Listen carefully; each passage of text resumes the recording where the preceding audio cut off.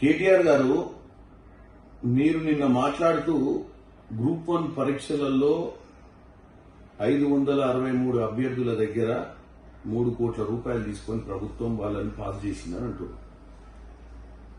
మీ హయాంలో మీరు ఎట్లా ఉద్యోగాలు ఇల్లే? మీ హయాంలో group 1, group 2, group 3, group 4 DSC పెట్టే పరిస్థితి లేకుండే. చిత్తశుద్దితోటి రేవంత్ రెడ్డి గారు కాంగ్రెస్ ప్రభుత్వం ఎట్టి పరిస్థితుల తల్లిదండ్రులు అప్పుల పాలవుతున్నారు, పిల్లల భవిష్యత్ ఖరాబ్ అవుతుంది, ఈ పాటికి ఇంక్రిమెంట్లు ప్రమోషన్లు వచ్చే స్థాయిలో ఉన్నోళ్ళు ఇంకా చదువుకునే స్టేజ్ లో ఉర్రు అన్న ఉద్దేశంతో అత్యవసరంగా అంటే చాలా వరకు నిపుణులు న్యాయ నిపుణులతో సలహాలు తీసుకొని ఎట్టి పరిస్థితుల్లో ఎవ్వరు కూడా అడ్డంకులు వేయొద్దన్న మంచి సదుద్దేశంతో ఇలా గ్రూప్ 1 పరీక్షలు కండక్ట్ చేశారు. 563 విద్యార్థులు అంటే మీరు టోటల్ గా ప్రతి విద్యార్థి తల్లిదండ్రులు 3 కోట్లు కట్టే స్తోమత ఉన్నట్టుగా మీరు చెప్తారు. మీ హయాంలో ఎవరికి ఉద్యోగాలు రాలేదు, మీకు ఓటేయని ప్రజలు ఎవడు